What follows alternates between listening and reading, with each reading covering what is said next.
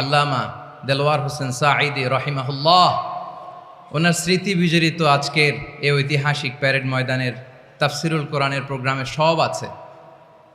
Stage আছে, শ্রোতা আছে, প্যান্ডেল আছে, মিডিয়া কাভারেজ আছে, কিন্তু আমাদের কলিজার টুকরাটা আমাদের মাঝে নাই। আজকের এই প্রোগ্রামে আলোচক হয়ে এই চেয়ারে আমি না বসে ওই শ্রোতাদের কাতারে বসে যদি আমাদের আল্লামার নুরানি চেহারার দিকে তাকিয়ে ওয়াজ শুনতে পারতাম, আমাদের হৃদয়টা ঠান্ডা হয়ে যেত, আমাদের তৃষ্ণার্ত হৃদয় শান্ত হতো। সব আজকে আছে, কি যেন নাই, ঠিক কিনা বলেন? আল্লাহ তাআলা প্রতি 100 বছরে একজন মুজাদ্দিদ পাঠায়, প্রতি 100 বছরে একজন মুজাদ্দিদ, যিনি সমাজকে সংস্কার করেন। আল্লামা দেলোয়ার হোসেন সাঈদী রহিমাহুল্লাহ ছিলেন তেমন একজন মুজাদ্দিদ। চিৎকার করে বলেন ঠিক কিনা? উনি শিরক বিদআতের আস্তানাকে তছনছ করে দিয়েছেন, তাওহীদের বাণীকে সমুন্নত করেছেন, গণমানুষের কাছে তাফসিরুল কোরআনকে জনপ্রিয় করেছেন। আজীবন তিনি ইসলামকে বিজয়ী শক্তি হিসেবে দেখার স্বপ্ন দেখতেন। এত প্রাঞ্জল ভাষা, এত চমৎকার আধুনিক প্রেজেন্টেশন, গণমানুষের কাছে কোরআনের তাফসিরকে এভাবে জনপ্রিয় করে তোলার মতো ব্যক্তিত্ব আল্লামা সাঈদী ছাড়া দ্বিতীয় কেউ এই বাংলার ভূখণ্ডে নাই।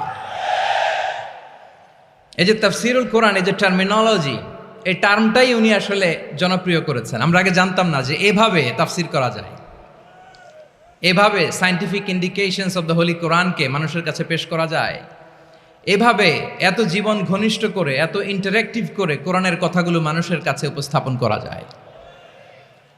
উনি অন্যায়ের বিরুদ্ধে সবসময় সোচ্চার ছিলেন, প্রতিবাদী কণ্ঠস্বর ছিলেন।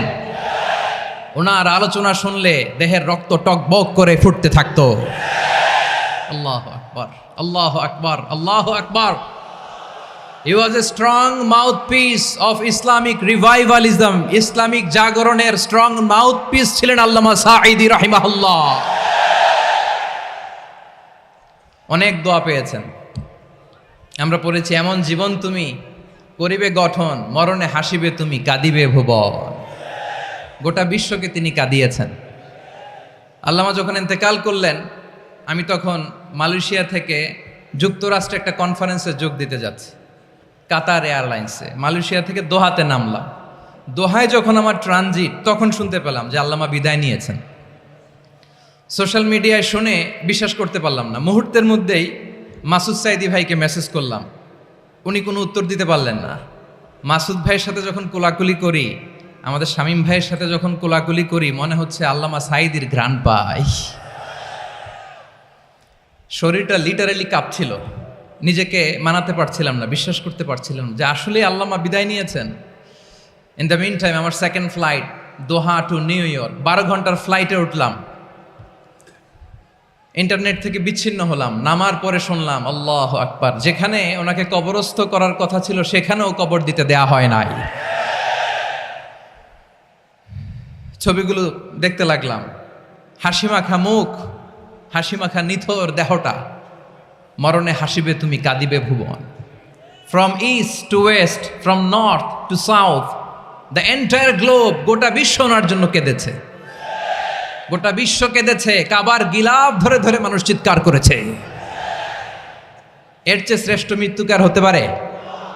আমাদের আল্লামার আর কি পাওয়ার ছিল বলেন? আর কি পাওয়ার ছিল? কুল্লু নাফসিন যায়িকাতুল মাউত, যারাই দুনিয়াতে আসবে তারা ইন্তেকাল করবে, এটা আমরা মেনে নেই, এটা আমরা জানি। কিন্তু অবাক করা বিষয় হচ্ছে, আমরা আজও জানি না আমাদের আল্লামার মৃত্যু কি স্বাভাবিক হয়েছে নাকি এটা পরিকল্পিত মেডিকেল কিলিং ছিল। এটা যে পরিকল্পিত মেডিকেল কিলিং ছিল, এটা ধারণা করার পেছনে অনেক কারণ আছে। তিনি আধিপত্যবাদের বিরুদ্ধে সোচ্চার ছিলেন, ফ্যাসিবাদের বিরুদ্ধে সোচ্চার ছিলেন, রাজনৈতিক প্রতিহিংসার শিকার ছিলেন। এজন্য এটা মেডিকেল কিলিং হতে পারে এ ধারণা আমরা করতেই পারি। আওয়াজ করে বলেন ঠিক কিনা? যেই সময়টা আমরা কাটাচ্ছি, এত সুন্দর সময় বাংলাদেশ আর পাবে না। আমাদের জন্মের পর থেকে এরকম চমৎকার সময় আমরা পাই নাই। এটাই আসল সময়।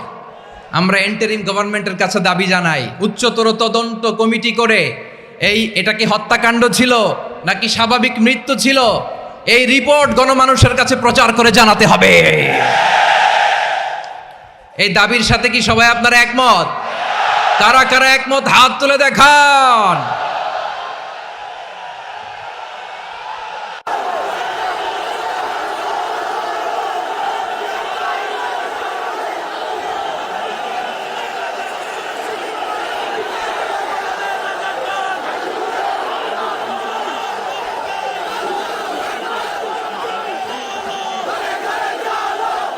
প্রিয় চট্টলাবাসী, আল্লাহ তাআলা তার এই মুখলেস গোলামকে তার জান্নাতুল ফেরদাউসের মেহমান হিসেবে কবুল করুক, তার জীবনের সকল খেদমাগুলোকে কবুল করুক, জান্নাতুল ফেরদাউসের আলা মাকামে তাকে মেহমান হিসেবে কবুল করুক। আল্লামা শহীদ দেলোয়ার হোসেন সাঈদী রাহিমাহুল্লাহ, উনি ছাড়াও এই ঐতিহাসিক ময়দানে কথা বলেছেন আল্লামা লুৎফুর রহমান রাহিমাহুল্লাহ। চলে গিয়েছেন আমাদেরকে ছেড়ে। তিনি বলতেন, ইনশাল্লাহ মিজান আবার আসবে। হুজুর আমি তো আসলাম, আপনি তো আমাদেরকে ছেড়ে চলে গেলেন। আল্লাহু আকবার, আল্লাহু আকবার, আল্লাহু আকবার। গলায় কোনো সুর ছিল না, সুর দিয়ে কথা বলতেন না, কিন্তু এত চমৎকার শব্দের বুনন, এত চমৎকার প্রেজেন্টেশন, এত চমৎকারভাবে ঐতিহাসিক বর্ণনাগুলো তিনি উপস্থাপন করতেন। মন্ত্রমুগ্ধ হয়ে আমরা আল্লামা লুৎফুর রহমানের কথা শুনেছি। আমরা হযরতুল আল্লাম লুৎফুর রহমান রাহিমাহুল্লাহর জন্য এই বিশাল ময়দান থেকে দোয়া করছি, আল্লাহ তাআলা তুমি তোমার এই খাদেমকে জান্নাতের মেহমান হিসেবে কবুল করে নাও। আরো অনেক আল্লামারা এখানে কথা বলেছেন, বিশেষ করে বাইতুল শরফের মরহুম পীর সাহেব হুজুর থেকে শুরু করে আরো যারা যারা তারকাতুল্য ওলামায়ে কেরাম এই চট্টগ্রামের ময়দানে কথা বলেছেন, আলো ছড়িয়েছেন। আমরা এই লক্ষ লক্ষ তাওহীদি জনতাকে নিয়ে তাদের জন্য দোয়া করছি, আল্লাহ তাআলা ওনাদের জীবনের সকল ভুল ত্রুটি ক্ষমা করে দিয়ে তাদেরকে জান্নাতুল ফেরদাউসের মেহমান বানিয়ে নিক।